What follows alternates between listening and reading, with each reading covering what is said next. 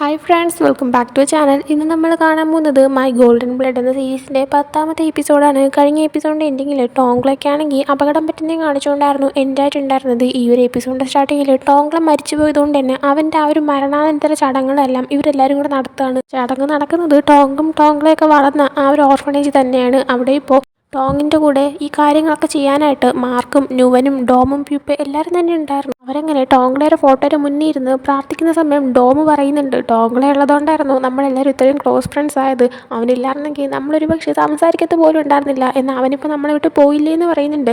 ആ സമയം അവനാണെങ്കിൽ ഇത്രയും കാലം എനിക്ക് കൂട്ട് തന്നു, അവനില്ലായിരുന്നെങ്കിൽ ഞാൻ ശരിക്കും ഒറ്റപ്പെട്ടു പോയേനെന്ന് പറഞ്ഞിട്ട് അവൻ വിഷമിക്കുമ്പോൾ ഡോമാണെങ്കിൽ കരഞ്ഞുകൊണ്ട് അവനെ ഹഗ് ചെയ്തിട്ട് നീ വിഷമിക്കണ്ട, നിനക്ക് ഞങ്ങളുണ്ടെന്ന് പറയുന്നുണ്ട്. ആ സമയം ടോങ്ങാണെങ്കിൽ നിങ്ങളിങ്ങനെ കരയുന്ന കണ്ട ടോങ്ക്ലയ്ക്കും കൂടെ സങ്കടമാവത്തില്ലേ എന്നൊക്കെ പറയുന്നുണ്ട്. കുറച്ച് കഴിയുമ്പോൾ വന്ന ആൾക്കാരൊക്കെ പോയി തുടങ്ങുന്നുണ്ട്. ആ സമയം ടോങ്ങാണെങ്കിൽ ന്യൂവന് കഴിക്കാനായിട്ട് സാൻഡ്വിച്ച് ഇങ്ങനെ കൊണ്ടുകൊടുത്തിട്ട് ഇതൊക്കെ കഴിക്കാനായിട്ട് പറയുന്നുണ്ട്. ആ സമയം ന്യൂവനാണെങ്കിൽ നീ മുന്നിൽ നിന്ന് ഈ ഒരു ചടങ്ങുകളെല്ലാം ചെയ്തതിന് താങ്ക്സ് എന്നിങ്ങനെ പറയുമ്പോൾ അതൊക്കെ സ്പോൺസർ ചെയ്തത് താരയും പിന്നെ മാർക്കും കൂടെയാണെന്നിങ്ങനെ അവൻ പറയുന്നുണ്ട്. ആ സമയം ന്യൂവനാണെങ്കിൽ ഇത്രയും വർഷവും താരയും മാർക്കും നമ്മുടെ ഓർഫണേജിന് വേണ്ടിയിട്ട് നല്ലതുപോലെ സ്പോൺസർ ചെയ്തു, നിങ്ങളെല്ലാവരും നന്നായിട്ട് നോക്കി, അതിന് പകരമായിട്ട് നീ നന്നായിട്ട് പഠിച്ച് നല്ലപോലെ വർക്ക് ചെയ്യണമെന്ന് പറയുന്നുണ്ട്. ആ സമയം ഞാൻ ഉറപ്പായിട്ടും ചെയ്യാമെന്ന് അവനും തിരിച്ച് പറയുന്നുണ്ട്. അതിനുശേഷം മാർക്കും ടോങ്ങും കൂടെ ആയിട്ട് ഒരിടത്തിൽ നിന്ന് സംസാരിക്കുമ്പോൾ ടോങ്ങിന് കഴിക്കാനായിട്ട് മാർക്ക് സാൻഡ്വിച്ച് കൊടുത്തിട്ട് നീയും കഴിക്കാനായി പറയുന്നുണ്ട്. എന്നാൽ ടോങ് എനിക്ക് വേണ്ടാന്ന് പറയുമ്പോൾ മാർക്ക് നീ എല്ലാവരുടെ ചെന്നിട്ട് ഫുഡ് കഴിക്കാനായിട്ട് പറയുന്നു, എന്നാൽ നീ തന്നെ ഒന്നും കഴിക്കാതിരിക്കുക, കുറച്ചെങ്കിലും കഴിക്കാനായിട്ട് പറയുമ്പോഴത്തേക്കും ടോങ് ആണെങ്കിൽ വല്ലാണ്ട് വിഷമിക്കുന്നുണ്ട്. ആ സമയം മനുഷ്യർക്ക് സങ്കടം വരുമ്പോൾ കരങ്ങി തീർക്കുന്നതാണ് നല്ലതെന്ന് പറഞ്ഞിട്ട് നീ കരഞ്ഞോളാനായിട്ട് അവൻ്റെ അടുത്ത് മാർക്ക് പറയുന്നുണ്ട്. ആ സമയം ടോങ് ഞാൻ കരങ്ങി തുടങ്ങിക്കഴിഞ്ഞാൽ നിർത്താൻ പറ്റുമെന്ന് എനിക്ക് സംശയമാണെന്ന് പറയുമ്പോൾ അതൊന്നും കുഴപ്പമില്ല, നീ കരഞ്ഞോളാനായിട്ട് വീണ്ടും പറയുന്നുണ്ട്. എന്നാൽ ടോങ് ആണെങ്കിൽ വേണ്ട, ടോങ്ക്ലയാണെങ്കിൽ ഞാൻ കരയുന്ന കണ്ടു കഴിഞ്ഞാൽ അവൻ്റെ സങ്കടവും അവൻ്റെ മുന്നിൽ വീക്കാവാൻ എനിക്ക് താല്പര്യമില്ല എന്ന് പറയുമ്പോൾ മാർക്ക് ടോങ്ങിനെ ഹാക്ക് ചെയ്തിട്ട് ആരും കാണത്തില്ല, നീ കരഞ്ഞോളാനായിട്ട് പറയുന്നുണ്ട്. പിന്നീട് നൈറ്റ് ആകുമ്പോഴത്തേക്കും ഇവരുടെ ആ ഒരു ഹോസ്റ്റൽ, അതായത് ടോങ്ക്ലയും താമസിച്ച ആ ഒരു ഹോസ്റ്റലിലോട്ട് ഇവർ വരുന്നുണ്ട്. അവിടെ ടോങ്ക്ലയുടെ ഡ്രസ്സും ടോങ്ങും ഒരുമിച്ചുണ്ടായിരുന്ന ആ ഒരു ഫോട്ടോസും സംഭവങ്ങളൊക്കെ തന്നെ ഉണ്ടായിരുന്നു. അതൊക്കെ കാണുമ്പോൾ വീണ്ടും ടോങ്ങിന് ഭയങ്കര സങ്കടം വരുന്നുണ്ട്. ആ സമയം മാർക്ക് ഇതൊന്നും കളയാൻ നിൽക്കണ്ട, ഇതൊക്കെ എൻ്റെ വീട്ടിൽ കൊണ്ടുപോകാം, അവിടെ വെക്കാനായിട്ട് സ്ഥലമുണ്ടെന്ന് പറയാണ്. ടോങ് ആ സമയം ഇന്ന് രാത്രി ഞാൻ ഇവിടെ നിന്നോട്ടെ എന്നിങ്ങനെ ചോദിക്കുന്ന സമയത്ത് മാർക്ക് ഞാനും നിൻ്റെ കൂടെ നിന്നോട്ടെ എന്നിങ്ങനെ ചോദിക്കുന്നുണ്ട്. ടോങ് സമ്മതിക്കുന്നുണ്ട്. അങ്ങനെ നൈറ്റ് ആകുമ്പോൾ ഉറങ്ങാനായിട്ട് കിടക്കുന്നുണ്ട്. എന്നാൽ ടോങ്ങിനാണെങ്കിൽ സങ്കടം കാരണം അവനാണെങ്കിൽ ടോങ്ക്ലയുടെ കാര്യം ആലോചിച്ച് അവിടെ ഇരുന്നൊരു ഫോട്ടോയൊക്കെ നോക്കിയിട്ട് അങ്ങനെ വിഷമിച്ച് കിടക്കുകയാണ്. അതുകൊണ്ട് തന്നെ മാർക്ക് വന്നിട്ട് അവനെ സമാധാനിപ്പിച്ചിട്ട് അവൻ ഉറക്കുന്നുണ്ട്. പിറ്റേ ദിവസം താരേനെ മീറ്റ് ചെയ്യാനായിട്ട് മാർക്ക് പോകുന്നുണ്ട്. ആ സമയം താരയാണെങ്കിൽ നീ ടോങ്ങിനെ നോക്കുന്നത് നല്ല കാര്യമൊക്കെ തന്നെയാണ്, പക്ഷേ ഞാൻ പറഞ്ഞതുപോലെ നിങ്ങൾ രണ്ടുപേരും ഡിസ്റ്റൻസ് ഇടുന്നില്ല, നിങ്ങൾ രണ്ടുപേരും ലവ് ചെയ്യുന്നത് ശരിയായിട്ടുള്ള കാര്യമല്ലെന്ന് ഞാൻ പറഞ്ഞതല്ലേ എന്നിങ്ങനെ പറയുന്ന സമയത്ത് മാർക്കാണെങ്കിൽ ഞാനും അവനും തമ്മിൽ ഡിസ്റ്റൻസ് ഇടാൻ ശ്രമിക്കാം എന്നിങ്ങനെ പറയുന്നുണ്ട്. ആ സമയം താരയാണെങ്കിൽ ഞാനിത് നിങ്ങൾക്ക് വേണ്ടി തന്നെ പറഞ്ഞതാണ്, കാരണം നിനക്ക് തന്നെ തോന്നില്ലേ, ഒരുപക്ഷെ നിനക്ക് അവൻ്റെ അടുത്ത് ഈ തോന്നുന്ന ഈ ഒരു ഫീലിംഗ് അത് ചിലപ്പോൾ ഗോൾഡൻ ബ്ലഡ് കാരണം ഉണ്ടായതാവാം. പിന്നെ 100 വർഷത്തിലധികമായിട്ട് ജീവിക്കുന്ന നിനക്ക് ഈ ലവ് എന്നുള്ള ഫീലിംഗ് എല്ലാം തോന്നി തുടങ്ങിയത് ഇപ്പോഴാണ്. അതിനെക്കുറിച്ച് നിനക്ക് എന്തുമാത്രം അറിയാം? നിനക്കാണെങ്കിൽ ഒരു ദിവസം ആ ഗോൾഡൻ ബ്ലഡ് നശിച്ചു കഴിയുമ്പോൾ അവനോട് ഇഷ്ടം തന്നെ തോന്നണമെന്നില്ല, അതുകൊണ്ട് എന്ത് ചെയ്യണമെന്ന് നീ തന്നെ ആലോചിക്കാനായിട്ട് പറഞ്ഞിട്ട് ഇപ്പോൾ നഗാന എവിടെയാണ്, അവനെ അന്വേഷിച്ചിട്ട് കിട്ടിയോ എന്നിങ്ങനെ ചോദിക്കുന്നുണ്ട്. ആ സമയം ഇല്ല, അങ്ങനെ അന്വേഷിച്ചുകൊണ്ടിരിക്കുകയാണ്, എന്തൊക്കെ വന്നാലും ഞാൻ അവനെ കണ്ടുപിടിക്കുമെന്ന് പറയുമ്പോൾ താരയാണെങ്കിൽ എൻ്റെ പവർ ഇപ്പോൾ വീക്കായി പോയതുകൊണ്ടാണ്, ഇല്ലെങ്കിൽ അവനെ ഞാൻ തന്നെ കണ്ടുപിടിച്ചേനെന്ന് പറയുമ്പോൾ മാർക്കാണെങ്കിൽ അതൊന്നും കുഴപ്പമില്ല, എന്തായാലും ഞാനവനെ വെറുതെ വിടത്തില്ല എന്ന് പറയുന്നുണ്ട്. ഇതേസമയം നഗാനെ കാണിക്കുമ്പോൾ അവനും വേറെ 2-3 അവനെ ഹെൽപ്പ് ചെയ്യുന്ന വാമ്പയേഴ്സും അവരെല്ലാവരും കൂടെ എവിടെയോ ഏതൊരു കാട്ടിൻ്റെ ഇടയിലാണുള്ളത്. അവനെ ആരും കണ്ടുപിടിക്കാതിരിക്കാൻ കണക്കിനാണ് അവൻ ഇങ്ങോട്ടേക്ക് വന്നിരിക്കുന്നത് എന്ന് എസ്കേപ്പ് ആവുന്ന ടൈമിലാണെന്ന് തോന്നുന്നു അവനും അപകടം പറ്റിയിട്ടുണ്ടായിരുന്നു. അതുകൊണ്ട് തന്നെ അവനിപ്പോൾ റെസ്റ്റിലാണ്. അങ്ങനെ അവൻ്റെ തൊട്ടടുത്തിരിക്കുന്ന വാമ്പേഴ്സിൻ്റെ അടുത്ത് അവൻ ചോദിക്കുന്നുണ്ട് താൻ ഓക്കെ, അവൻ എത്ര ദിവസം എടുക്കുമെന്ന്. അവരിപ്പോൾ 2-3 ദിവസം ആവുമെന്ന് പറയുമ്പോൾ അവനാണെങ്കിൽ നമുക്ക് നാളെ രാത്രി തന്നെ ഇവിടെ നിന്ന് പോകണം, ഇല്ലെങ്കിൽ നമ്മളെല്ലാവരും മരിക്കാൻ ചാൻസ് ഉണ്ടെന്ന് അവരുടെ അടുത്ത് പറയുന്നുണ്ട്. അടുത്ത് ടോങ്ങിൻ്റെയും മാർക്കിനെയും കാണിക്കുന്ന സമയത്ത് അവരിപ്പോൾ മാർക്കിൻ്റെ വീട്ടിലേക്ക് വന്നിട്ടുണ്ടായിരുന്നു. ടോങ്ക്ലയുടെ സാധനങ്ങളെല്ലാം കൊണ്ടാണ് വന്നത്. അത് വയ്ക്കാനായിട്ട് റൂമും കാണിച്ചു കൊടുക്കുന്നുണ്ടായിരുന്നു. അതിൽ മാർക്ക് കളക്ട് ചെയ്ത ഇഷ്ടംപോലെ സാധനങ്ങൾ വേറെ ഇരിപ്പുണ്ടായിരുന്നു. ഇതൊക്കെ കാണുമ്പോൾ ടോങ് ആണെങ്കിൽ ഇത്രയും സാധനങ്ങളോ, ഇതൊക്കെ എങ്ങനെ എന്തെങ്കിലും ചോദിക്കുമ്പോൾ മാർക്ക് ഞാൻ എത്രയോ വർഷമായിട്ട് ജീവിച്ചിരിക്കുന്നതാ, അതൊക്കെ വെച്ച് നോക്കുമ്പോൾ ഇതൊക്കെ കുറച്ച് സാധനമേ ഉള്ളൂ എന്ന് പറഞ്ഞിട്ട് നീ ടോങ്ക്ലയുടെ സാധനങ്ങളെല്ലാം ഇവിടെ വെച്ചോ, ഇത് എൻ്റെ റൂം തന്നെയാണ് എന്നിങ്ങനെ പറയുന്നുണ്ട്. ആ സമയം അവിടെ ഒരു ബുക്ക് ഇരിക്കുന്ന കണ്ടിട്ട് ടോങ് അതെന്താണെന്നിങ്ങനെ നോക്കാനായിട്ട് എടുക്കുന്നുണ്ട്. ആ സമയം അത് പിന്നെ എൻ്റെ ഡയറിയാണെന്ന് പറഞ്ഞിട്ട് മാർക്ക് അത് പതുക്കെ ടോങ്ങിൻ്റെ കയ്യിൽ നിന്ന് മാറ്റാണ്. ആ സമയം ടോങ് എന്തിനാ മാറ്റി പിടിക്കുന്നത്, ഞാനറിയാതെ നിനക്ക് എന്തെങ്കിലും സീക്രട്ട് ഉണ്ടോ എന്നിങ്ങനെ എന്നിങ്ങനെ ചോദിക്കുമ്പോഴത്തേക്കും സീക്രട്ടൊന്നുമില്ല, നിനക്ക് എന്തെങ്കിലും അറിയണമെങ്കിൽ നീ എൻ്റെ അടുത്ത് നേരിട്ട് ചോദിച്ചാൽ മതി, ഞാൻ നിനക്ക് അല്ലാണ്ട് പറഞ്ഞുതരാമെന്ന് പറയുമ്പോൾ ടോങ് ആണെങ്കിൽ അതൊരു സുഖമില്ല, ഇത് വായിച്ച് തന്നെ അറിയണമെന്ന് പറഞ്ഞിട്ട് വീണ്ടും ആ ഡയറി തിരിച്ച് വാങ്ങുന്നുണ്ട്.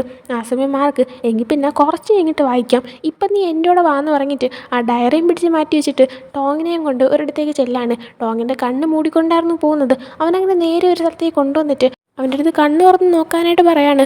ഓപ്പൺ ചെയ്ത് നോക്കുമ്പോഴത്തേക്കും അവരുടെ ആ ഒരു ബാത്ത് ടബിലൊക്കെ റോസാപ്പൂവൊക്കെ ഇട്ടിട്ട് ഫുള്ളൊരു ഡേറ്റിനുള്ളൊരു ഫീല് പോലെ തന്നെ മെഴുകുതിരിയൊക്കെ കത്തിച്ച് ഫുൾ സെറ്റാക്കി ഇങ്ങനെ വെച്ചിട്ടുണ്ടായിരുന്നു. ആ സമയം ടോങ് എന്തിനാ ഇങ്ങനെയൊക്കെ ചെയ്തതെന്ന് ചോദിക്കുമ്പോഴത്തേക്കും അത് പിന്നെ നീ ഇപ്പോൾ വിഷമിച്ചിരിക്കുകയല്ലേ, നീ ഒന്ന് റിലാക്സ് ആവാനായിട്ടാണ് ഞാനിങ്ങനെ ചെയ്തത്, മനുഷ്യർ ഇങ്ങനെയൊക്കെ ചെയ്യുമെന്ന് ഞാൻ കേട്ടിട്ടുണ്ട്, അതുകൊണ്ട് ഞാൻ ട്രൈ ചെയ്ത് നോക്കിയാണെന്ന് പറയുന്നുണ്ട്.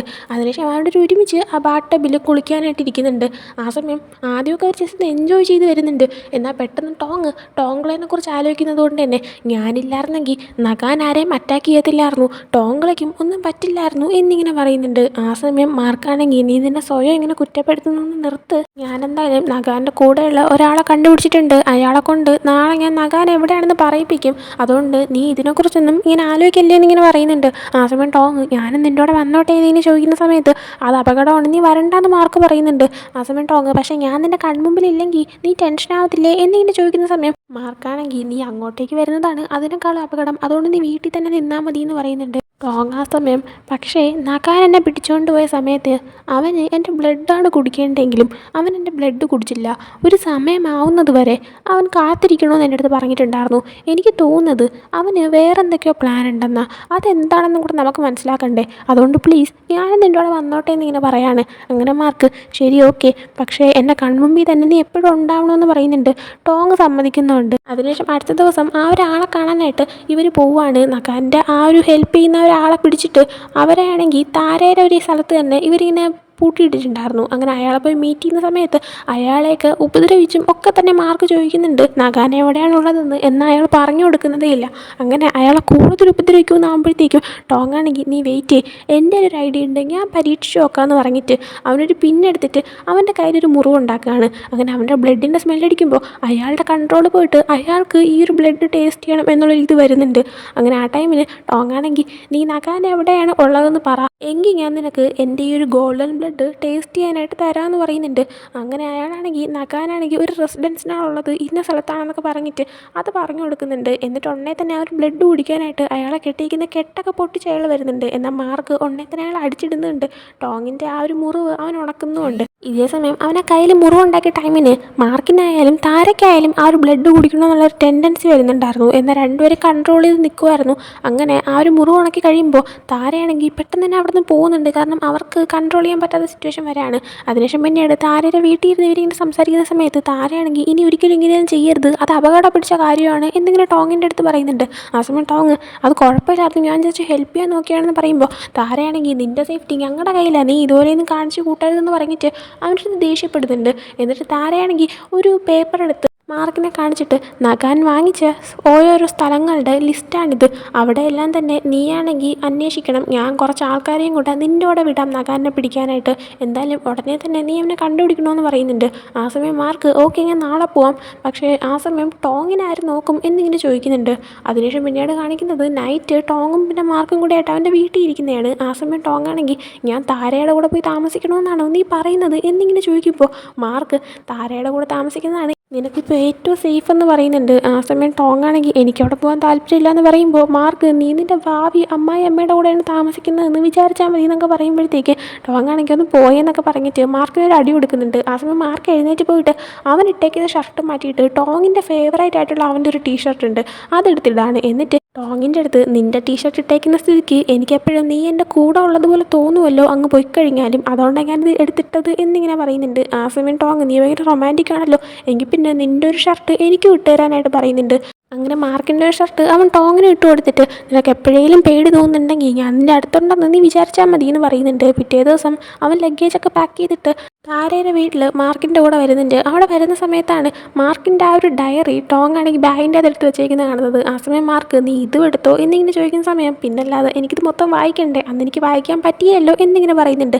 മാർക്ക് ആ സമയം നീ എന്തായാലും ഇവിടെ ഫുൾ ടൈം ഫ്രീ ആയിരിക്കും, വേണമെങ്കിൽ ഒരു ഡയറിയൊക്കെ എഴുതിക്കോളാൻ പറയുമ്പോൾ ടോങ് ആണെങ്കിൽ എനിക്ക് ഡയറി എഴുതാനായിട്ട് പ്രത്യേകിച്ചൊന്നുമില്ല, പിന്നെ എൻ്റെ ലൈഫിൻ്റെ അകത്ത് എന്തോന്ന് എഴുതാതിരിക്കുക എന്നിങ്ങനെ ചോദിക്കുമ്പോൾ മാർക്ക് ഗോൾഡൻ ബ്ലഡ് ഉണ്ട്, അത് കാരണം നടക്കുന്ന സംഭവങ്ങളുണ്ട്, അതൊക്കെ കൊണ്ട് തന്നെ നിനക്കൊരു വലിയ കഥ എഴുതാം, അല്ലെങ്കിൽ ഒരു കാര്യം ചെയ്യും നീ എന്നെ മിസ് ചെയ്യുന്ന ടൈമിന് എഴുതിയാൽ മതി എന്ന് പറയുമ്പോൾ ടോങ് ആണെങ്കിൽ എനിക്ക് പിന്നെ ഞാൻ ഫുൾ ടൈമിൽ നിന്ന് എഴുതേണ്ടി വരുമല്ലോ എന്നൊക്കെ പറയാണ്. ആ സമയം മാർക്കാണെങ്കിൽ നീ എഴുതിക്കോ, ഞാൻ തിരിച്ചു വന്നു കഴിക്കാൻ നീ എഴുതി ഓരോ വാക്കും ഞാൻ വായിച്ചോളാം എന്ന് പറയുന്നുണ്ട്. ആ സമയത്ത് ആരോ വന്നിട്ട് നീ നേരത്തെ വന്നോ, പിന്നെ നീ അകത്തോട്ടേക്ക് വരാത്തത് എന്നിങ്ങനെ ടോങ്ങിൻ്റെ അടുത്ത് ചോദിക്കുന്നുണ്ട്.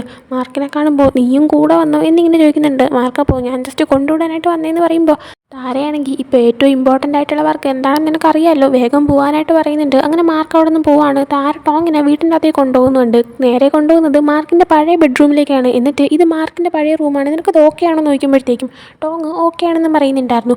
ആ സമയം ബെഡിലാണെങ്കിൽ ഒരു പൂച്ചക്കുട്ടി ഇരിപ്പുണ്ടായിരുന്നു. ആളുടെ പേര് ഗ്ലുവേ എന്നാണ്. അങ്ങനെ പൂച്ചക്കുട്ടീനെ പരിചയപ്പെടുത്തി കൊടുത്തിട്ട് ഇത് മാർക്കിൻ്റെ പൂച്ചക്കുട്ടിയാണ്, അവൻ്റെ ഫസ്റ്റ് പൂച്ചക്കുട്ടിയാണ്, ഒരു ഓർഫണേജിൽ നിന്ന് അവനെടുത്തതാണ്, നിനക്ക് അവനെ നോക്കാൻ പറ്റുമെങ്കിൽ അവനെയും കൂടെ നോക്കിക്കോ. പിന്നെ ദേ ഇരിക്കുന്നതാണ് മാർക്കിൻ്റെ അച്ഛൻ. മാർക്കിൻ്റെ അച്ഛൻ ഒത്തിരി വർഷങ്ങളായി മരിച്ചിട്ട്, ഒരു മനുഷ്യന് അധികം ആയുസൊന്നും ഇല്ലല്ലോ, പക്ഷേ വാമ്പേഴ്സ് എന്ന് പറയുമ്പോഴത്തേക്കും മരണമില്ലാത്തവരല്ലേ, അതുകൊണ്ട് തന്നെ ഒരു മനുഷ്യനും വാമ്പയർ തമ്മിലുള്ള റിലേഷൻഷിപ്പ് ബുദ്ധിമുട്ടാണെന്നുള്ള കാര്യം നിനക്കും അറിയാമായിരിക്കുമല്ലോ എന്നിങ്ങനെ പറഞ്ഞിട്ട് താര അവിടെ നിന്ന് പോകുന്നുണ്ട്. ആ സമയം അവനാണെങ്കിൽ ഗ്ലുവേനെ എടുത്ത് ബെഡിൽ ഇരുന്നിട്ട് ഗ്ലുവേയുടെ അടുത്ത് സംസാരിക്കുകയാണ്. അതായത് മനുഷ്യനും വാമ്പേഴ്സും തമ്മിലുള്ള റിലേഷൻഷിപ്പ് ബുദ്ധിമുട്ടായിട്ടുള്ള കാര്യമാണല്ലേ, പക്ഷേ അത് ഓൾറെഡി സംഭവിച്ചു കഴിഞ്ഞല്ലോ അല്ലേ ഗ്ലുവേ എന്നൊക്കെ പറഞ്ഞിട്ട് അവനെ പൂച്ചക്കുട്ടിയിട്ട് സംസാരിച്ചുകൊണ്ടിരിക്കുന്നുണ്ട്. അടുത്ത് മാർക്കിനെ കാണിക്കുകയാണെങ്കിൽ അവനിപ്പോൾ കുറേ ആൾക്കാരുടെ കൂടെ നഗാനുള്ള ആ ഒരു ഏരിയയിലേക്ക് ചെല്ലുന്നുണ്ട്. എന്നാൽ അത് വലിയൊരു ഏരിയ ആയതുകൊണ്ട് തന്നെ നമുക്ക് എല്ലാവർക്കും സ്പ്ലിറ്റായിട്ട് പോകാം, എന്നിട്ട് നഗാനെ കണ്ടുപിടിക്കുകയാണെങ്കിൽ ഇൻഫോം ചെയ്താൽ മതി എന്നൊക്കെ പറഞ്ഞിട്ട് ഓരോരുത്തരും ഓരോ കാറിൽ പോകുന്നുണ്ട്. ആ സമയം അവനാണെങ്കിൽ ടോങ്ങിനെ കുറിച്ച് ആലോചിക്കുന്നുണ്ട്. അടുത്ത് ടോങ്ങിനെ കാണിക്കുകയാണെങ്കിൽ നൈറ്റ് ടൈം ആകുമ്പോഴത്തേക്കും അവൻ മാർക്കിനെ മിസ് ചെയ്യുന്നതുകൊണ്ട് തന്നെ മാർക്കിൻ്റെ ഷർട്ടൊക്കെ എടുത്ത് അടുത്ത് വെച്ചിട്ട് അവൻ ഡയറിയൊക്കെ എഴുതുന്നുണ്ട്. മാർക്കിനെ കാണിക്കുകയാണെങ്കിൽ അവൻ താമസിക്കുന്ന റൂമിൽ നിൽക്കുന്ന സമയത്ത് ടോങ്ങിനെ മിസ് ചെയ്യുമ്പോൾ ടോങ്ങിൻ്റെ ആ ഒരു ടീഷർട്ട് അവൻ ഇട്ടുകൊണ്ടിരിക്കുന്നത് കൊണ്ട് തന്നെ അവൻ അതൊക്കെ ഇങ്ങനെ നോക്കുന്നുണ്ട്. പിന്നെ ടോങ് തൊട്ടടുത്തുള്ളതായിട്ടൊക്കെ അവൻ വിചാരിക്കുന്നുണ്ട്. അടുത്ത് പിന്നെ കാണിക്കുന്നത് അടുത്ത ദിവസം ടോങ്ങിൻ്റെ അടുത്ത് സംസാരിക്കണമെന്ന് പറഞ്ഞിട്ട് താര അവരുടെ റൂമിലേക്ക് ടോങ്ങിനെ വിളിക്കുന്നുണ്ട്. അങ്ങനെ ടോങ് എന്നെ വിളിച്ചായിരുന്നോ എന്നിങ്ങനെ ചോദിച്ചിട്ട് അവരടുത്ത് വന്നിരിക്കുന്ന സമയത്ത് താരയാണെങ്കിൽ ഞങ്ങളുടെ മെഡിക്കൽ സെൻറ്ററിൽ നിന്ന് ഒരു സ്കോളർഷിപ്പ് കൊടുക്കുന്നുണ്ട് കുറച്ച് സ്റ്റുഡൻസിന്. എന്താണെന്ന് വെച്ച് കഴിഞ്ഞാൽ എബ്രോഡ് പോയി പഠിക്കാനുള്ളതാണ്, അതും ഇന്ന സംഭവം തന്നെ പഠിക്കണമെന്നില്ല, ഇഷ്ടമുള്ളത് എന്തും പഠിക്കാം, ഈ ഒരു സ്കോളർഷിപ്പ് നിനക്ക് പറ്റുന്നതാണെന്ന് എനിക്ക് തോന്നുന്നു, അതുകൊണ്ട് നീ ഇതൊന്ന് നോക്കി നോക്ക്, നിനക്ക് ബെസ്റ്റായിട്ടുള്ളൊരു സ്കോളർഷിപ്പ് ആയിരിക്കും എന്നിങ്ങനെ പറയുമ്പോൾ ടോങ് ആണെങ്കിൽ എന്താ പെട്ടെന്ന് എനിക്കിപ്പോൾ ഇങ്ങനൊരു സ്കോളർഷിപ്പ് എന്നിങ്ങനെ ചോദിക്കുമ്പോൾ താരയാണെങ്കിൽ നിനക്ക് ഫ്രീ ആയിട്ട് ജീവിക്കണമെന്ന് ആഗ്രഹമുണ്ടെങ്കിൽ മുമ്പ് പറഞ്ഞിട്ടില്ലേ, അതുകൊണ്ട് ഇതൊരു ബെസ്റ്റ് ചാൻസ് ആയിരിക്കും, നോക്കാനായിട്ട് പറഞ്ഞിട്ട് ആ ഒരു സ്കോളർഷിപ്പിൻ്റെ ഫോം കൊടുക്കുന്നുണ്ട്. എന്നാൽ നോക്കുമ്പോൾ അടുത്ത മാസം തന്നെ പോകണമെന്ന് അതിൽ പറഞ്ഞിട്ടുണ്ട്. അതുകൊണ്ട് തന്നെ ടോങ് അടുത്ത മാസം പോകണോ, അത് ഭയങ്കര നേരത്തെ അല്ലേ എന്നിങ്ങനെ പറയുമ്പോൾ ആക്ച്വലി ഡേറ്റ് കുറച്ചുകൂടെ നീട്ടിയിട്ടായിരുന്നു ഉണ്ടായിരുന്നത്, എന്നാൽ ഞാനാണ് ഇത് നേരത്തെ ആക്കിയത്, നിനക്ക് അങ്ങ് പോയി കഴിഞ്ഞാൽ അവിടുത്തെ അറ്റ്മോസ്ഫിയറൊക്കെ ആയിട്ട് ഒന്ന് ജോയിനാകാൻ കുറച്ച് ടൈം വേണ്ടേ, അതുകൊണ്ടാണ് ഞാൻ അങ്ങനെ ചെയ്തതെന്ന് താര പറയുന്നുണ്ട്. ആ സമയം ടോങ് ആണെങ്കിൽ ഞാൻ ഒറ്റയ്ക്കാണോ പോവേണ്ടത് എന്നിങ്ങനെ ചോദിക്കുമ്പോൾ താരയാണെങ്കിൽ ഞാൻ ഫസ്റ്റ് ഈ കമ്പനി ഏറ്റെടുക്കുന്ന സമയത്ത് ഒറ്റയ്ക്കായിരുന്നു, വിശ്വസിക്കാനായിട്ട് ആരും ഉണ്ടായിരുന്നില്ല, ആ സമയമാണ് ഞാൻ മാർക്കിനെ മീറ്റ് ചെയ്തത്, ഇനിയിപ്പോൾ എനിക്ക് എന്തെങ്കിലും സംഭവിച്ചു കഴിഞ്ഞാൽ ഈ ഒരു അധികാരമൊക്കെ ഏറ്റെടുക്കാൻ പോകുന്നതും മാർക്കായിരിക്കും, അതുകൊണ്ട് തന്നെ എനിക്ക് മാർക്കിനെ നിൻ്റെ കൂടെ വിട്ടയക്കാൻ പറ്റത്തില്ല, കാരണം മാർക്കിന് ഇവിടെ ആവശ്യമുണ്ടെന്ന് പറയുന്നുണ്ട്. ആ സമയം ടോങ് എനിക്കറിയാം മനുഷ്യനും വാമ്പയറും തമ്മിലുള്ള ഇഷ്ടം ഭയങ്കര പാടായിട്ടുള്ള കാര്യമാണെന്നും അതൊന്നും സംഭവിക്കാതിരിക്കാൻ നിങ്ങൾ വളരെ കഷ്ടപ്പെടുന്നുണ്ടെന്നും എനിക്ക് നിങ്ങൾ പറയുന്നതൊന്നും എതിർക്കാൻ താല്പര്യമില്ല, പക്ഷേ എന്തായാലും എനിക്ക് ഈ സ്കോളർഷിപ്പ് വേണ്ട, പിന്നെ ഞാനാണെങ്കിൽ ഒരു പ്രശ്നം ഉണ്ടാക്കത്തില്ലെന്നും നന്നായിട്ടിരിക്കുമെന്നും ഞാൻ നിങ്ങൾക്ക് ഉറപ്പ് തരുന്നു. എന്തൊക്കെയായാലും എനിക്ക് മാർക്കിനെ വിട്ട് പോകാൻ താല്പര്യമില്ല, അവസാന നിമിഷം വരെ എനിക്ക് അവൻ്റെ കൂടെ ഉണ്ടാവണമെന്ന് ഇങ്ങനെ പറയുന്നുണ്ട്. താര ഇപ്പോൾ ആരുടെ അവസാന നിമിഷം, നിൻ്റെയോ മാർക്കിൻ്റെയോ, ഇതൊന്നും നടക്കുന്ന കാര്യമല്ല എന്ന് പറയുന്നുണ്ട്. എന്നാൽ ടോങ് ആണെങ്കിൽ എന്തൊക്കെ സംഭവിച്ചാലും ശരി ഞാൻ അവനെ വിട്ട് പോകത്തില്ല, അത് ഞാൻ ഉറപ്പിച്ചതാണ്, അതിപ്പോൾ നിങ്ങൾ സമ്മതിച്ചാലും ഇല്ലെങ്കിലും എന്നവൻ പറയുന്നുണ്ട്. ഇത് കേൾക്കുമ്പോൾ താരയ്ക്ക് നല്ല ദേഷ്യം വരുന്നുണ്ട്. അവരുടനെ തന്നെ മാർക്കിനെ കോൾ ചെയ്തിട്ട് അങ്ങോട്ടേക്ക് ചെല്ലാൻ പറയാണ്. അങ്ങനെ മാർക്ക് നേരെ ഇങ്ങോട്ടേക്ക് വരുന്നുണ്ട്. അങ്ങനെ മാർക്കിൻ്റെ അടുത്തും പിന്നെ ടോങ്ങിൻ്റെ അടുത്തും കൂടെ ആയിട്ട് താര സംസാരിക്കുകയാണ്. നിങ്ങളിത് രണ്ടുപേരെടുത്തും നിങ്ങൾ ഡേറ്റ് ചെയ്യുന്ന കാര്യം നിർത്താനും ബ്രേക്കപ്പ് ആവാനും ഞാൻ പറഞ്ഞതാണ്, എന്നാൽ നിങ്ങൾ രണ്ടുപേരും അതിനെക്കുറിച്ച് നേരെ ആലോചിക്കപ്പോലും ചെയ്തില്ലല്ലേ എന്നിങ്ങനെ പറയുന്ന സമയം മാർക്കാണെങ്കിൽ എനിക്ക് ടോങ്ങുമായിട്ട് ബ്രേക്കപ്പ് ആവാൻ താല്പര്യമില്ല എന്ന് പറയുന്നുണ്ട്. ആ സമയം താര അവസാന നിമിഷം വിഷമിക്കേണ്ട ഒരു സിറ്റുവേഷൻ മാത്രമേ വരത്തുള്ളൂ എന്ന് പറയുന്നുണ്ട്. എന്നാൽ മാർക്കാണെങ്കിൽ കുഴപ്പമില്ല, എനിക്കവനെ വിട്ടിട്ട് പോകാൻ താല്പര്യമില്ല എന്ന് പറയുമ്പോൾ താരയാണെങ്കിൽ അപ്പോൾ പിന്നെ ഞാൻ അവനെ എബ്രോഡ് പഠിക്കാൻ അയച്ചാലും നീ അവൻ്റെ പുറകെ പോകുമായിരിക്കുമല്ലോ എന്നിങ്ങനെ ചോദിക്കുകയാണ്. ആ സമയം മാർക്ക് നിങ്ങളുടെ ലൈഫിലേക്ക് പുതിയതായിട്ട് ആരെങ്കിലും കൊണ്ടുവരാൻ പറ്റിയേക്കും, പക്ഷേ ടോങ്ങിൻ്റെ ലൈഫിൽ ഇപ്പം ഞാൻ മാത്രമേ ഉള്ളൂ. ഞാൻ എടുക്കുന്ന തീരുമാനത്തിൽ ബാക്കിയുള്ളവർ വിഷമിച്ചേക്കാം, പക്ഷേ എനിക്ക് ടോങ്ങിനെ വിഷമിപ്പിക്കാൻ താല്പര്യമില്ല എന്ന് പറയുന്നുണ്ട്. ആ സമയം താരയാണെങ്കിൽ എങ്കിൽ ശരി, നിങ്ങൾ രണ്ടുപേരും ഞാൻ പറയുന്നത് കേൾക്കാൻ പോകുന്നെന്ന് തോന്നുന്നില്ല. ഒരു കാര്യം ചെയ്യ്, നീ നഗാനെ പിടിച്ചോണ്ട് വാ, എങ്കിൽ ഞാനാണെങ്കിൽ നിങ്ങൾ പറയുന്ന ഈ കാര്യങ്ങളൊക്കെ കുറിച്ച് ഒന്ന് ആലോചിക്കാം. ഇതിനെക്കുറിച്ച് നമുക്ക് വീണ്ടും സംസാരിക്കാം. എന്നാൽ നിനക്ക് നഗാനെ കൊണ്ടുവരാൻ പറ്റിയില്ലെങ്കിൽ പിന്നെ ഇങ്ങനൊരു സംസാരമേ ഉണ്ടാവത്തില്ല എന്ന് പറയുന്നുണ്ട്. ആ സമയം ടോങ്ങാണെങ്കിൽ വേണ്ട, അപകടമാണെന്നൊക്കെ പറയുന്നുണ്ട്. എന്നാൽ മാർക്ക് ഓക്കെ, നഗാനെ ഞാൻ പിടിച്ച് നിങ്ങളുടെ മുന്നിൽ കൊണ്ടുവരുമെന്ന് തന്നെ പറയുന്നുണ്ട്. അതിനുശേഷം ടോങ്ങും മാർക്കും പുറത്തേക്ക് ഇറങ്ങി പോവുകയാണ്. ആ സമയം ടോങ് ഇത് ചെയ്യണോ, നിനക്ക് എന്തെങ്കിലും സംഭവിക്കുമെന്ന് പറയുമ്പോൾ മാർക്കാണെങ്കിൽ എനിക്കൊന്നും സംഭവിക്കത്തില്ല, നീ ടെൻഷൻ ആവാതിരിക്കുക, എന്തായാലും ഞാൻ തന്നെ വിട്ടിട്ട് പോകത്തില്ല എന്ന് പറയുന്നുണ്ട്. ആ സമയം ടോങ് എനിക്ക് ബാക്കിയുള്ള ഒരേ ഒരു ഫാമിലി നീയാണെന്ന് പറയുമ്പോൾ മാർക്ക് ഞാൻ എപ്പോഴും നിൻ്റെ അവിടെ ഉണ്ടായിരിക്കും, അതുകൊണ്ട് തന്നെ നീ ഈ വീട്ടിൽ തന്നെ സേഫായിട്ടിരിക്കണം, ഞാൻ ഉടനെ തന്നെ തിരിച്ചു വരും, എങ്കിൽ പിന്നെ ഞാൻ പോട്ടെ എന്ന് പറഞ്ഞിട്ട് മാർക്ക് അവിടെ നിന്ന് പോകുന്നുണ്ട്. അവൻ നേരെ നഗാൻ എവിടെയാണുള്ളതെന്ന് അന്വേഷിച്ച് അവൻ്റെ കുറേ ആൾക്കാരുടെ കൂടെ പോകുന്നുണ്ട്. അങ്ങനെ നഗാനുള്ള ആ ഒരു ഏരിയയിലൊക്കെ അവരെത്തുന്നുണ്ട്. അടുത്ത് ടോങ്ങിനെ കാണിക്കുകയാണെങ്കിൽ മാർക്കിൻ്റെ റൂമിലുള്ള ഫോട്ടോ ആൽബം അവനിങ്ങനെ എടുത്ത് നോക്കുന്ന സമയത്ത് ടോങ്ങിന് 20 വയസ്സായപ്പോഴുള്ള ഫോട്ടോ, കേക്ക് കട്ട് ചെയ്യുന്ന ഫോട്ടോ, അങ്ങനെയുള്ള കുറേ ഫോട്ടോസ് അവിടെ മാർക്കിൻ്റെ ആൽബത്തിൽ ഇരിക്കുന്ന കാണുമ്പോഴത്തേക്കും ഈ ഫോട്ടോസൊക്കെ അവൻ എടുത്തിട്ടുണ്ടായിരുന്നു. അവൻ അപ്പോഴേ ഇതൊക്കെ എടുക്കുന്നുണ്ടായിരുന്നു എന്നൊക്കെ ആലോചിച്ചിട്ട് ഇങ്ങനെ ഇവൻ അതിശയിക്കുന്നുണ്ട്. അതേസമയം വീണ്ടും മാർക്കിനെ കാണിക്കുമ്പോൾ അവനാണെങ്കിൽ ഇപ്പം നോക്കി നോക്കി വരുമ്പോഴത്തേക്കും നഗാൻ എവിടെയാണ് എത്തിയത് എന്ന് അവൻ അറിഞ്ഞിട്ടുണ്ടായിരുന്നു. അങ്ങനെ നേരെ അവൻ നഗാനുള്ള ഏരിയയിലേക്ക് എത്തുന്നുണ്ട്. അടുത്ത് വീണ്ടും ടോങ്ങിനെ കാണിക്കുമ്പോൾ അവനിങ്ങനെ ആ ഫോട്ടോസ് നോക്കിയിരിക്കുന്ന സമയത്ത് ഗ്ലുവേ ആണെങ്കിൽ നടന്ന് എങ്ങോട്ടോ പോവാണ്. അങ്ങനെ ഗ്ലുവേ നിൽക്കുമെന്ന് പറഞ്ഞിട്ട് അവൻ ആ പൂച്ചക്കുട്ടീൻ്റെ പുറകെ പോകുന്നുണ്ട്. എന്നാൽ പൂച്ചക്കുട്ടി നടന്ന് ഏതോ റൂമിലേക്ക് എത്താണ്. ടോങ്ങും അതിൻ്റെ പുറകെ പോകുന്നുണ്ടായിരുന്നു. വീണ്ടും മാർക്കിനെ കാണിക്കുമ്പോൾ മാർക്ക് ഇപ്പോൾ നഗാനെ കണ്ടിട്ടുണ്ടായിരുന്നു. അങ്ങനെ നഗാൻ്റെ ആൾക്കാരും കൂടെ ആയിട്ട് മാർക്കുമായിട്ട് ഫൈറ്റ് സ്റ്റാർട്ട് ചെയ്യുന്നുണ്ട്. ആ സമയം നഗാൻ്റെ ആൾക്കാർ വന്നിട്ട് മാർക്ക് ഇട്ടേക്കുന്ന ഷർട്ടിലൊക്കെ വരിക്കുന്നുണ്ട്. അത് ആക്ച്വലി ടോങ്ങിൻ്റെ ഷർട്ടായിരുന്നു. അതുകൊണ്ട് തന്നെ അതിന് എന്തെങ്കിലും പറ്റുമെന്ന് വരുമ്പോഴത്തേക്കും മാർക്ക് ദേഷ്യം വന്നിട്ട് അവരെ അറ്റാക്ക് ചെയ്യാനായിട്ട് പോകുന്നുണ്ട്. ആ സമയം നഗാൻ അവിടെ നിന്ന് എസ്കേപ്പ് ആവുന്നുണ്ട്. വീണ്ടും ടോങ്ങിനെ കാണിക്കുമ്പോൾ അവൻ ആ റൂമിൻ്റെ അകത്ത് കയറുമ്പോഴത്തേക്കും അവൻ ഇതുവരെയായിട്ട് ആ റൂം കണ്ടിട്ടില്ലാത്തത് കൊണ്ട് തന്നെ ആ മുറിയൊക്കെ നോക്കുന്നുണ്ട്. ആ മുറിയിൽ ഒരുപാട് ഫർണിച്ചേഴ്സൊക്കെ ഉണ്ടായിരുന്നു, ഇങ്ങനെ കവറൊക്കെ ചെയ്തിട്ട്. അതൊക്കെ നീക്കി നോക്കുമ്പോൾ ഭയങ്കര കസേരയും സംഭവങ്ങളൊക്കെ ഉണ്ട്. പിന്നെ താഴെ ഒരു പേപ്പർ കഷ്ണങ്ങൾ, ഏതൊക്കെയോ ബുക്കൊക്കെ ഓപ്പണായി കിടക്കുന്നുണ്ട്. അതേപോലത്തെ ഒരു കളിപ്പാട്ടമൊക്കെ ഇരിക്കുന്നുണ്ട്. അങ്ങനെ അതൊക്കെ നോക്കി വരുമ്പോഴാണ് ടോങ് നോക്കുമ്പോഴത്തേക്കും അവിടെ ഒരു പേപ്പർ കഷ്ണം കിടക്കുന്നത്. അവനങ്ങനെ അതെടുത്ത് ഇങ്ങനെ വായിച്ച് നോക്കുന്നുണ്ട്. വീണ്ടും മാർക്കിനെ കാണിക്കുമ്പോൾ അവനും നഗാനും തമ്മിൽ ഇപ്പോൾ ഫൈറ്റ് സ്റ്റാർട്ട് ചെയ്യുന്നുണ്ട്. അങ്ങനെ നഗാനെ പിടിച്ചു വയ്ക്കുന്ന സമയത്ത് നഗാൻ്റെ അടുത്ത് ഇങ്ങനെയൊക്കെ ചെയ്ത് നിർത്തിയേക്ക്, നിൻ്റെ ഓരോരോ വൃത്തിയായിട്ട കാര്യങ്ങൾക്ക് വേണ്ടിയിട്ട് ഗോൾഡൻ ബ്ലഡിനെ വെറുതെ ഉപയോഗിക്കരുതെന്ന് പറയുമ്പോൾ നഗാനാണെങ്കിൽ ഞാനാണ് ഉപയോഗിക്കുന്നത്, ഞാൻ ഇതൊക്കെ ചെയ്യുന്നത് ആ താരയെ നശിപ്പിക്കാൻ വേണ്ടിയിട്ടാണ്, 100 വർഷത്തിലേറെയായിട്ട് ഞാൻ താരയെ നശിപ്പിക്കാൻ വേണ്ടിയിട്ട് മാത്രമാണ് ശ്രമിച്ചുകൊണ്ടിരിക്കുന്നത്, എന്നാൽ അതിൻ്റെ ഇടയിൽ നീയൊക്കെ വന്ന് കയറിക്കൊണ്ടിരിക്കുകയാണെന്ന് പറയുമ്പോൾ മാർക്ക് നീ എന്താ ഉദ്ദേശിക്കുന്നതെന്ന് ചോദിക്കുന്നുണ്ട്. നഗാനാണെങ്കിൽ നീ എന്താ വിചാരിച്ചത് താരയാണെങ്കിൽ ഗോൾഡൻ ബ്ലഡിനെ പ്രൊട്ടക്റ്റ് ചെയ്യുവാണെന്നോ? ഒരിക്കലുമല്ല, അത് അവർ സ്വന്തമാക്കാനും അവരുടെ കീഴിലാക്കാനും ശ്രമിച്ചുകൊണ്ടിരിക്കുക, ഞാനത് കണ്ടിട്ടുള്ള കാര്യമാണെന്ന് പറഞ്ഞിട്ട് ഒരു ഫ്ലാഷ് ബാക്ക് കാണിക്കുന്നുണ്ട്.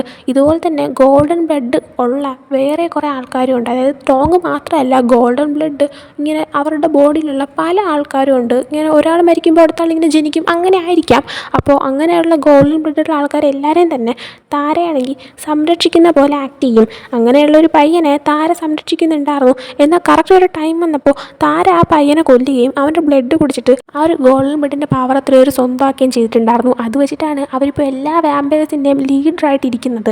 അവർ ആ ഒരു പയ്യനെ കടിക്കുന്നതും അവൻ്റെ ബ്ലഡ് കുടിക്കുന്നതും ആ പയ്യനെ കൊല്ലുന്നതെല്ലാം തന്നെ നഗാൻ നേരിട്ട് കണ്ട കാര്യമായിരുന്നു. എന്നാൽ നഗാൻ ഈ സത്യം അറിയാന്നുള്ള കാര്യം ഇതുവരെ താരയ്ക്ക് അറിയത്തില്ലായിരുന്നു. അതുകൊണ്ട് തന്നെ താര എത്ര കാര്യമാണ്, താര എന്തിനാണ് ഈ ഒരു ഗോൾഡൻ ബ്ലഡിനെ പ്രൊട്ടക്റ്റ് ചെയ്യുന്നത് എന്നൊക്കെ മനസ്സിലായതുകൊണ്ട് നഗാൻ താരയെ നശിപ്പിക്കാൻ വേണ്ടിയിട്ടാണ് ഇത്രയൊക്കെ ചെയ്തത്. കാരണം അവൻ്റെ കയ്യിൽ ഈ ഗോൾഡൻ ബ്ലഡ് വന്നു കഴിഞ്ഞാൽ താരയ്ക്കത് കിട്ടത്തില്ല, താരയ്ക്കത് സ്വന്തമാക്കാൻ പറ്റത്തില്ല. താരയാണെങ്കിൽ ആ പയ്യനെ കൊന്നു, അവൻ്റെ ഗോൾഡൻ ബ്ലഡ് കുടിച്ചു, പിന്നീട് അവരാണെങ്കിൽ ആ പവർ വെച്ചിട്ട് ഇത്രയും കാലം ജീവിച്ചു. എന്നാൽ അവർ അതിൻ്റെ പവർ ഉപയോഗിക്കുന്നതനുസരിച്ച് പവറിൻ്റെ അളവ് കുറഞ്ഞുകൊണ്ടിരിക്കും. അവർക്കിനി വീണ്ടും ഗോൾഡൻ ബ്ലഡ് കിട്ടിയാൽ മാത്രമേ അവർക്ക് ഈ ഒരു സാമ്രാജ്യത്തിൻ്റെ അല്ലെങ്കിൽ ആ വാമ്പയേഴ്സിൻ്റെ രാജ്ഞിയായിട്ടിരിക്കാൻ പറ്റത്തുള്ളൂ. ഇല്ലെങ്കിൽ അവരതിൽ നിന്ന് മാറേണ്ടി വരും. അതുകൊണ്ട് തന്നെയാണ് അവരിപ്പോൾ ടോങ്ങിനെ സംരക്ഷിക്കുന്നത്. ഇതേസമയം ടോങ്ങിനെ കാണിക്കുവാണെങ്കിൽ അവനാണെങ്കിൽ എടുത്തു വെച്ചുകൊണ്ടിരുന്ന ആ ഒരു പേപ്പറിൽ എഴുതി കാണിച്ചുകൊണ്ടിരുന്നത് 21 വയസ്സാകുമ്പോഴത്തേക്കും ഗോൾഡൻ ബ്ലഡിൻ്റെ പവർ മൊത്തത്തിൽ അങ്ങ് വർദ്ധിക്കും. ആ ടൈമിന് ഗോൾഡൻ ബ്ലഡിൻ്റെ മൊത്തം പവറും പുറത്തു വരും. ആ സമയത്ത് ആർക്ക് ആ ഗോൾഡൻ ബ്ലഡ് കിട്ടുന്നോ അയാൾക്കായിരിക്കും എല്ലാ പവേഴ്സും ലഭിക്കാൻ പോകുന്നത് എന്നിങ്ങനെ. അപ്പോൾ അത് വായിക്കുമ്പോൾ ഇവനും എന്തോ സംശയം തോന്നുന്നുണ്ട്. ഇതേ സെയിം കാര്യം തന്നെയാണ് ഇപ്പം നഗാൻ മാർക്കിനും പറഞ്ഞു കൊടുത്തുകൊണ്ടിരുന്നത്. അതായത് ടോങ്ങിന് 21 വയസ്സായി കഴിഞ്ഞാൽ എന്തായാലും താര അവൻ്റെ ബ്ലഡ് കുടിക്കും, അവൻ്റെ കാര്യത്തിൽ തീരുമാനമാക്കും. താര അവൻ്റെ ബ്ലഡ് വേണമെന്ന് ആഗ്രഹിക്കുന്നത് അവർക്കിപ്പോൾ നഷ്ടപ്പെട്ടുകൊണ്ടിരിക്കുന്ന ആ ഒരു പവേഴ്സ് എല്ലാം തിരിച്ചു പിടിക്കാനാണ്. നീ തന്നെ അല്ലെങ്കിൽ ഒന്ന് ആലോചിച്ച് നോക്കും മാർക്ക്, ഇത്രയും കാലം ഗോൾഡൻ ബ്ലഡുള്ള ഒരുപാട് കുട്ടികളെ നമ്മളെല്ലാവരും ചേർന്ന് സംരക്ഷിച്ചു. എന്നാൽ ആ കുട്ടികളെ പിന്നീട് 21 വയസ്സായതിനു ശേഷം ആരെങ്കിലും കണ്ടിട്ടുണ്ടോ? ഇല്ല. താര അവരെയൊക്കെ കൊന്ന് അവരുടെ ബ്ലഡ് കുടിച്ചതാണ്, ഞാൻ കണ്ടതാണ് എന്നിങ്ങനെ പറയുന്നുണ്ട്. ഇതൊക്കെ കേൾക്കുമ്പോൾ മാർക്കിന് മൊത്തത്തിൽ തള്ളിക്കളയാൻ പറ്റുന്നില്ല. അതുകൊണ്ട് തന്നെ അവൻ നഗാനെ ഉപദ്രവിക്കുന്നത് നിർത്തിയിട്ട് എന്തായിരിക്കും സത്യം എന്നുള്ള രീതിയിൽ ആലോചിക്കുന്നുണ്ട്. ഇതേസമയം ടോങ്ങിനെ കാണിക്കുകയാണെങ്കിൽ ഈ ഒരു പേപ്പറിൽ എഴുതിയിരിക്കുന്ന സംഭവം അവൻ വായിച്ച് കഴിയുമ്പോഴത്തേക്കും അവനുള്ള ആ റൂം ലോക്കാവുന്നുണ്ട്. അവനങ്ങനെ ഓടി വന്നിട്ട് താര എന്നൊന്ന് ഹെൽപ്പ് ചെയ്യണേ, ഞാനിവിടെ ലോക്കായി പോയി എന്നിങ്ങനെ പറയുന്നുണ്ട്. ആ സമയം താര വന്നിട്ട് നീ ആരുടെയും കൂടെ ജീവിക്കാനുള്ള പയ്യനല്ല, നീ എനിക്ക് വേണ്ടിയിട്ട് ജനിച്ചവനാ എന്നിങ്ങനെ പറയുന്നുണ്ട്. അങ്ങനെ അതും കാണിച്ചുകൊണ്ട് ഈ ഒരു എപ്പിസോഡ് ഇവിടെ ഉണ്ടാകുന്നുണ്ട്. അപ്പോൾ ഈ ഒരു എപ്പിസോഡ് നിങ്ങൾക്ക് ഇഷ്ടപ്പെട്ടെങ്കിൽ ലൈക്ക് ചെയ്യുക, ഷെയർ, സബ്സ്ക്രൈബ് ചെയ്യുക. നെക്സ്റ്റ് വീഡിയോ ആയിട്ട് ബൈ.